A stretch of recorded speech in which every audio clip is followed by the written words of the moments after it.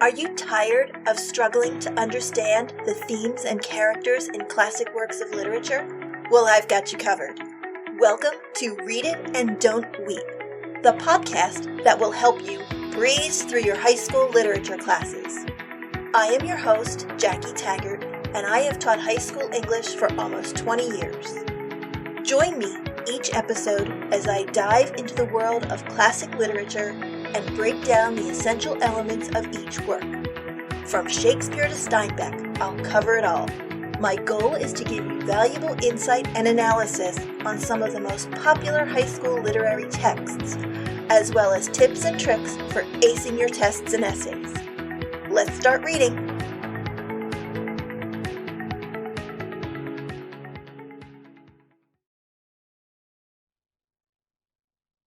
Welcome to Chapter 1 of The Great Gatsby by F. Scott Fitzgerald. In this episode, we will delve into the opening paragraphs of the novel and explore some of the literary devices Fitzgerald uses to develop his characters, as well as the major themes and symbols that appear throughout the story. So let's begin our journey into the world of The Great Gatsby.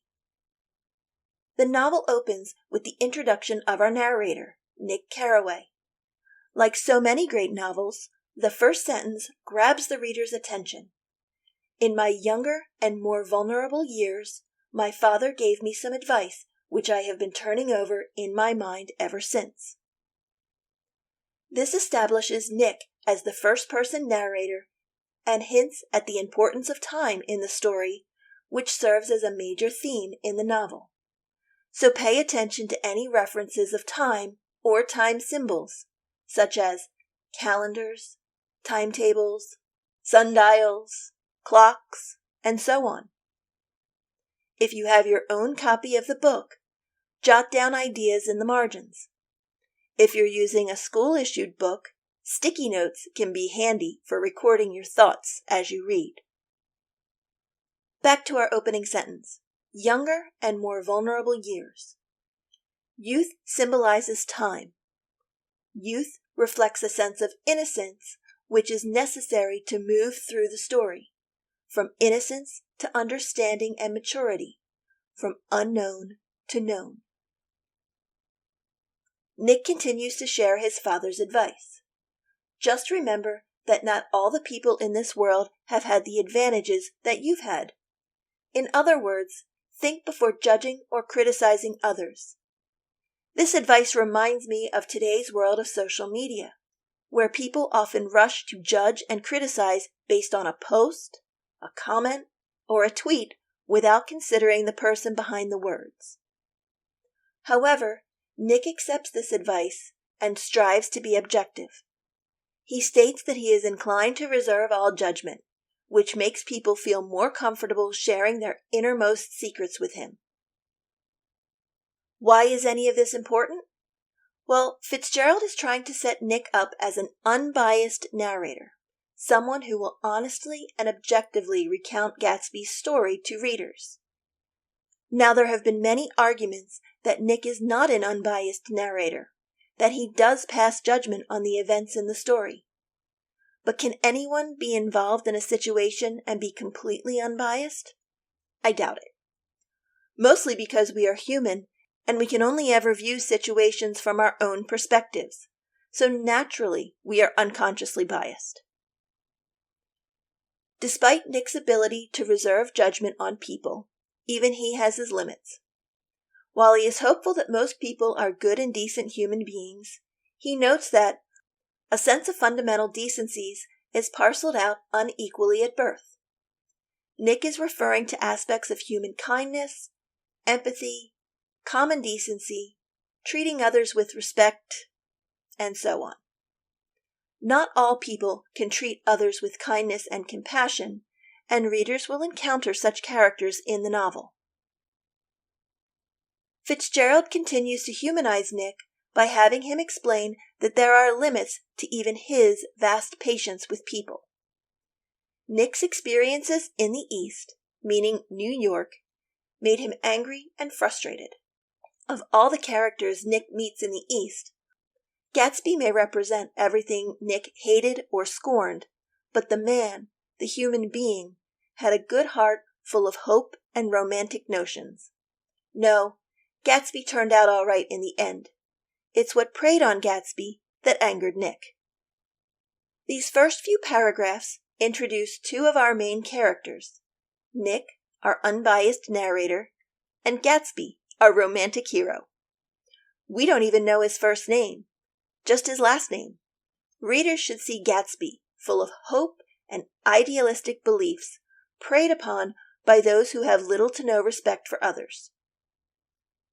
Now, romantic does not mean love. Romantic in this context is an idealized view of the world as a just and perfect place. Keep this in mind as you read. While the novel has a functional chronological structure, it is a flashback. Nick is writing about the 4 months he spent in New York, June through October 1922.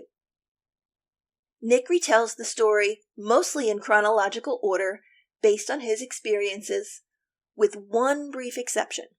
However, even within this chronological structure, there are flashbacks to points in the past that impact the present. Fitzgerald uses flashbacks to help the reader understand the backstory for each of the characters. This is another use of time within the novel, moving from the present to the past, leaving Gatsby frozen in time. But more on that later. You should notice a tone shift when Nick talks about his family. His family is a prominent working class family, maybe upper middle class. This reflects Fitzgerald himself, who never saw himself as acceptable in upper class society. Nick graduated from New Haven. We would know this as Yale, which is an Ivy League school, so Nick is well educated. So he graduated before heading off to war, meaning World War I. After returning from war, he felt restless and came east to be a bond trader on Wall Street. He is living in West Egg Village, a small cottage house between mansions with a maid to cook and clean for him. Not a bad setup for a first job. He buys books about making money, but never actually reads them. I want to pause here to discuss West Egg and East Egg. If you refer to a map of New York, you can locate these fictional eggs Nick mentions. Find New York City, and then locate Manhattan. Slightly north, you'll find the Bronx.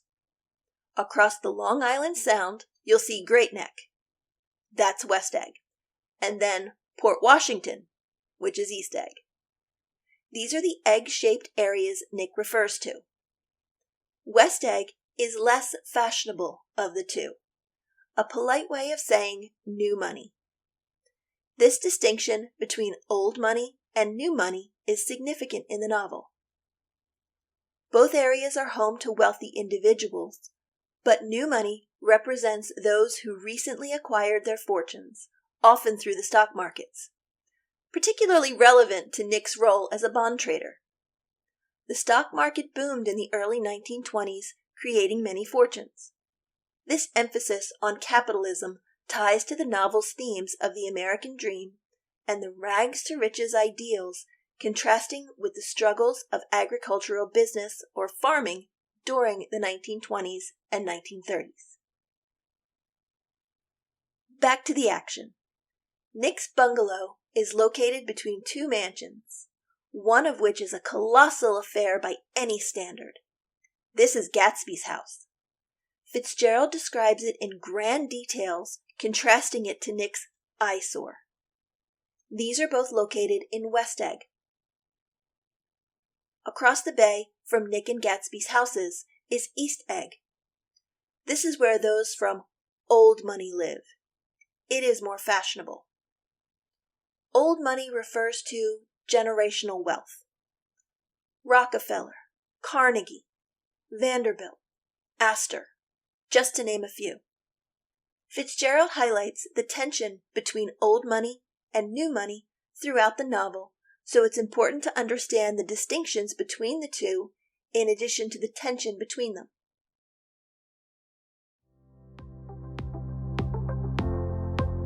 Hey teachers!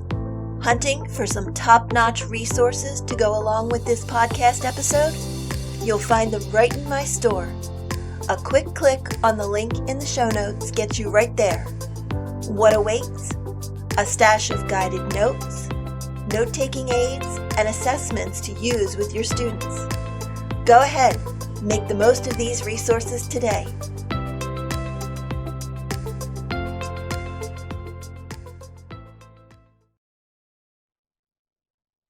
As the chapter continues, Nick goes to dinner at his cousin's house in East Egg, and readers are introduced to more of the novel's main characters. Nick's cousin is Daisy Buchanan, and she is married to Tom Buchanan. Nick went to college with Tom, so they are old friends who I scarcely knew at all. This is a paradox, meaning Nick knew them but was not necessarily close to them.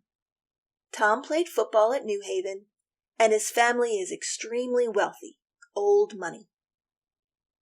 Fitzgerald emphasizes this with the string of polo ponies Tom has brought to East Egg, and their house, which Fitzgerald describes as even more elaborate than I expected, a cheerful red and white Georgian colonial mansion overlooking the bay. Tom and Daisy tend to drift aimlessly, living in Chicago, France, and now East Egg, New York. As you are reading, pay special attention to Fitzgerald's descriptions of Tom and Daisy's house, both inside and out.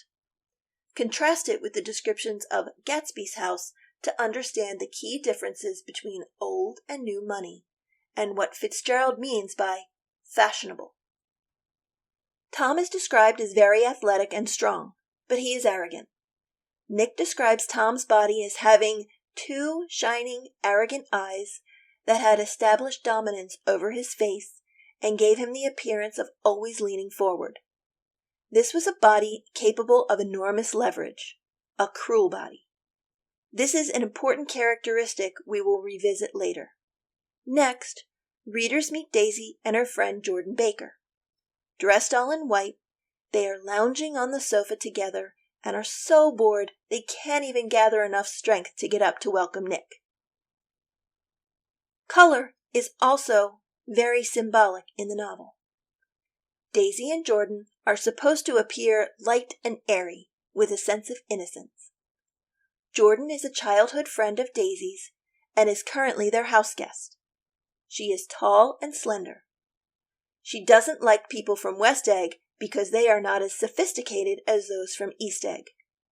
She is also a professional golfer, and Nick remembers some unpleasant story about her. We'll revisit this later as well. Daisy wants to hook her up with Nick for the summer. Daisy's face was sad and lovely with bright things in it, bright eyes and a bright, passionate mouth. There was an excitement in her voice that men who had cared for her found difficult to forget. A promise that she had done gay, exciting things, and there were gay, exciting things hovering in the next hour. She comes across as a bit of an airhead, but we will explore her character in more detail later. It's also important to note that Daisy mentions their daughter ever so briefly. Another point we'll discuss later in the novel. A quick note on literary devices here. Fitzgerald uses Jordan Baker as a foil for Daisy Buchanan. Well, what the heck does that mean? Well, a foil is a character that is used to highlight traits in another character. In The Great Gatsby, readers should look at Jordan Baker, her actions and attitudes, and contrast her with Daisy Buchanan to get a deeper understanding of Daisy's characterization. We will come back to this later when we learn more about both of these young ladies. Quick time reference. Daisy says, "In 2 weeks, it will be the longest day of the year." Do you always watch for the longest day of the year and then miss it? I always watch for the longest day of the year and then miss it. She is referring to the summer solstice, otherwise referred to as the first day of summer, which is June 21st. So it's approximately June 7th. At this point, Daisy draws attention to a very small bruise on her finger, blaming it on Tom, calling him hulking. Hulking means large and heavy. Think the Incredible Hulk. This is the first reference back to Tom having a cruel body. Take note, we will see another reference to this in Chapter 2. Right before dinner, we get another hint at Gatsby. Jordan draws attention to Nick living on West Egg, and she says, "You must know Gatsby," which piques Daisy's attention. Gatsby? What Gatsby? This is the inciting incident that will drive the rest of the plot throughout the novel. If you are keeping a reading journal, pause to jot down some ideas. What do you think is the connection between Daisy and Gatsby? During dinner, we learn more about Tom's character. He is a bigot and a white supremacist, and he has strong, unreasonable beliefs against anyone who is not white, as referenced in his comments about the book Rise of the Colored Empire, which Tom incorrectly associates with a man named Goddard, and his comments about the dominant race. The correct title of the book is The Rising Tide of Color Against White World Supremacy by Lothrop Stoddard, published in 1920. But Fitzgerald wants readers to see that Tom is not concerned with specific details and considers himself superior to others based on his race and his wealth. During dinner, Tom receives a phone call. Jordan fills Nick into the fact that Tom is on the phone with his girlfriend. Although it seems to be common knowledge that Tom is cheating on Daisy, everyone keeps up the appearance that it is a secret. Fitzgerald further characterizes Tom negatively so readers do not feel sympathetic towards him. In fact, readers tend to hate him. This will be important later in the novel. After dinner, Nick and Daisy go for a walk, and Nick asks Daisy about her daughter while making polite conversation. Daisy tells Nick about her daughter's birth. Tom was God knows where, indicating Tom has a history of cheating on Daisy. And when Daisy finds out she has a daughter, she says, "I'm glad it's a girl, and I hope she'll be a fool. That's the best thing a girl can be in this world, a beautiful little fool." This gives us a great deal of insight into Daisy's character. She is not as innocent or foolish as she tries to come across. Despite having earned the right to vote in 1919, women did not hold much power in society in 1922. Daisy knows that her husband has affairs behind her back, and it hurts her to know this. But what is she to do? If she leaves him, where will she go? What will she do? Divorce was not an option, and even if she did divorce Tom, how would she support herself? She wishes that she didn't know about her husband's affairs and could remain a beautiful little fool, as opposed to a strong, independent woman. Life would be easier if she were oblivious to the realities of life. Nick thinks about everything he learned about his cousin and his old friend as he drives back to West Egg. Once back in his bungalow, he sees his neighbor, Gatsby, standing out on his dock, looking out at the Long Island Sound.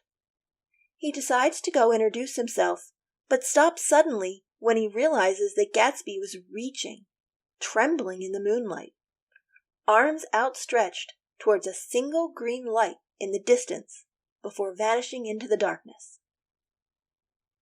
As the chapter ends, think about everything you have learned in this chapter and reflect on Gatsby and the green light. What is he reaching for? What does the green light symbolize? Jot your ideas down in your reading journal so you can come back to your initial ideas as you continue reading.